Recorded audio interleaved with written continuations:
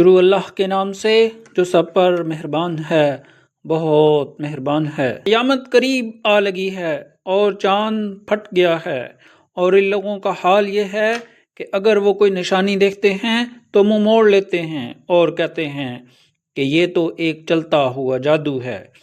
انہوں نے حق کو جھٹلایا اور اپنی خواہشات کے پیچھے چل نکلے، اور ہر کام کو آخر کسی ٹھکانے پر ٹک کر رہنا ہے۔ اور ان لوگوں کو پچھلی قوموں کے واقعات کی اتنی خبر پہنچ چکی ہے جن میں تنبیہ کا بڑا آسمان تھا، دل میں اتر جانے والی دنائی کی باتیں تھیں، پھر بھی یہ تنبیہات ان پر کچھ کارگر نہیں ہو رہی۔ لہٰذا اے پیغمبر، تم بھی ان کی پرواہ مت کرو۔ جس دن پکارنے والا ایک ناگوار چیز کی طرف بلائے گا۔ شروع اللہ کے نام سے جو سب پر مہربان ہے، بہت مہربان ہے۔ اور زمین کو پھاڑ کر چشموں میں تبدیل کر دیا، اور اس طرح دونوں قسم کا سارا پانی اس کام کے لیے مل گیا جو مقدر ہو چکا تھا۔ اور نوح کو ہم نے ایک تختوں اور میخوں والی کشتی پر سوار کر دیا جو ہماری نگرانی میں رواں دواں تھی، تاکہ اس پیغمبر کا بدلہ لیا جائے جس کی ناقدری کی گئی تھی۔ اور حقیقت یہ ہے کہ ہم نے اس کو عبرت کی ایک نشانی بنا دیا، تو کیا کوئی ہے جو نصیحت حاصل کرے؟ اب سوچو کہ میرا عذاب اور میری تنبیہات کیسی تھیں۔ اور حقیقت یہ ہے کہ ہم نے قرآن کو نصیحت حاصل کرنے کے لیے آسان بنا دیا ہے۔ اب کیا کوئی ہے جو نصیحت حاصل کرے؟ دن یہ اپنی آنکھیں جھکائے قبروں سے اس طرح نکل کھڑے ہوں گے جیسے ہر طرف پھیلی ہوئی ٹڈیاں دوڑے جا رہے ہوں گے اسی پکارنے والے کی طرف۔ یہی کافر جو قیامت کا انکار کرتے تھے کہیں گے کہ یہ تو بہت ہی کٹھن دن ہے۔ ان سے پہلے نوح کی قوم نے بھی جھٹلانے کا رویہ اختیار کیا تھا۔ انہوں نے ہمارے بندے کو جھٹلایا اور کہا یہ دیوانے ہیں، اور انہیں دھمکیاں دی گئیں۔ اس پر انہوں نے اپنے پروردگار کو پکارا کہ میں بے بس ہو چکا ہوں، اب آپ ہی بدلہ لیجئے۔ چنانچہ ہم نے ٹوٹ کر برسنے والے پانی سے آسمان کے دروازے کھول دیے۔ عاد کی قوم نے بھی تنبیہ کرنے والوں کو جھٹلانے کا رویہ اختیار کیا۔ پھر دیکھ لو کہ میرا عذاب اور میری تنبیہات کیسی تھیں۔ ہم نے ایک مسلسل نحوست کے دن میں ان پر تیز آندھی والی ہوا چھوڑ دی تھی جو لوگوں کو اس طرح اکھاڑ پھینکتی تھی جیسے وہ کھجور کے اکھڑے ہوئے درخت کے تنے ہوں۔ اب سوچو میرا عذاب اور میری تنبیہات کیسی تھیں۔ اور حقیقت یہ ہے کہ ہم نے قرآن کو نصیحت حاصل کرنے کے لیے آسان بنا دیا ہے۔ اب کیا کوئی ہے جو نصیحت حاصل کرے؟ سمود کی قوم نے بھی تنبیہ کرنے والوں کو جھٹلانے کا رویہ اختیار کیا۔ چنانچہ کہنے لگے کہ کیا ہم اپنے ہی میں سے ایک تنہا آدمی کے پیچھے چل پڑیں؟ ایسا کریں گے تو یقیناً ہم بڑی گمراہی اور دیوانگی میں جا پڑیں گے۔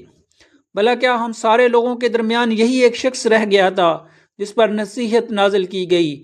نہیں، بلکہ دراصل یہ پرلے درجے کا جھوٹا شیخی باز ہے۔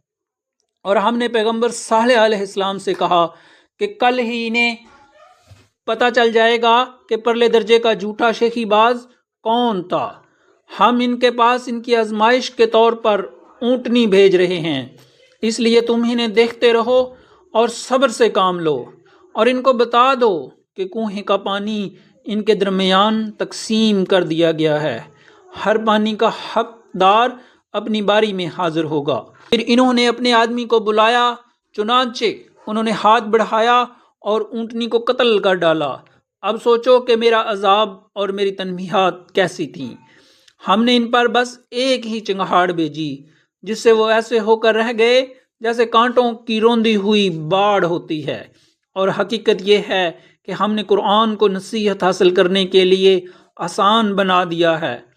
اب کیا کوئی ہے جو نصیحت حاصل کرے؟ لوط کی قوم نے بھی تنبیہ کرنے والوں کو جھٹلایا۔ ہم نے ان پر پتھروں کا مینہ برسایا سوائے لوط کے گھر والوں کے جنہیں ہم نے سحری کے وقت بچا لیا تھا۔ یہ ہماری طرف سے ایک نعمت تھی۔ جو لوگ شکر گزار ہوتے ہیں ان کو ہم ایسا ہی صلہ دیتے ہیں۔ اور لوط نے لوگوں کو ہماری پکڑ سے ڈرایا تھا، لیکن وہ ساری تنبیہات میں میخ نکالتے رہے، اور انہوں نے لوط کو ان کے مہمانوں کے بارے میں پھسلانے کی کوشش کی، جس پر ہم نے ان کی آنکھوں کو اندھا کر دیا کہ چکھو میرے عذاب اور میری تنبیہات کا مزہ۔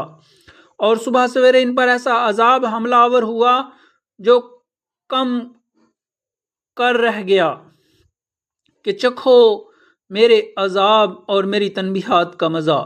اور حقیقت یہ ہے کہ ہم نے قرآن کو نصیحت حاصل کرنے کے لیے آسان بنا دیا ہے۔ اب کیا کوئی ہے جو نصیحت حاصل کرے؟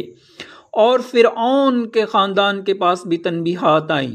انہوں نے ہماری تمام نشانیوں کو جھٹلا دیا، اس لیے کہ ہم نے ان کو ایسی پکڑ میں لیا جیسی ایک زبردست قدرت والے کی پکڑ ہوتی ہے۔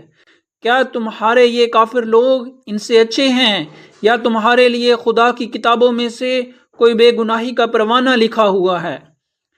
یا ان کا کہنا یہ ہے کہ ہم ایسی جمعیت میں ہیں جو اپنا بچاؤ آپ کر لے گی۔ حقیقت تو یہ ہے کہ اس جمعیت کو عن قریب شکست ہو جائے گی اور یہ سب پیٹ پھیر کر بھاگیں گے۔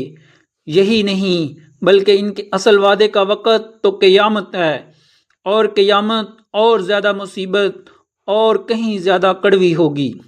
حقیقت یہ ہے کہ یہ مجرم لوگ بڑی گمراہی اور بے عقلی میں پڑے ہوئے ہیں۔ جس دن ان کو منہ کے بل آگ میں گھسیٹا جائے گا، اس دن انہیں ہوش آئے گا اور ان سے کہا جائے گا کہ چکھو دوزخ کے چھونے کا مزہ۔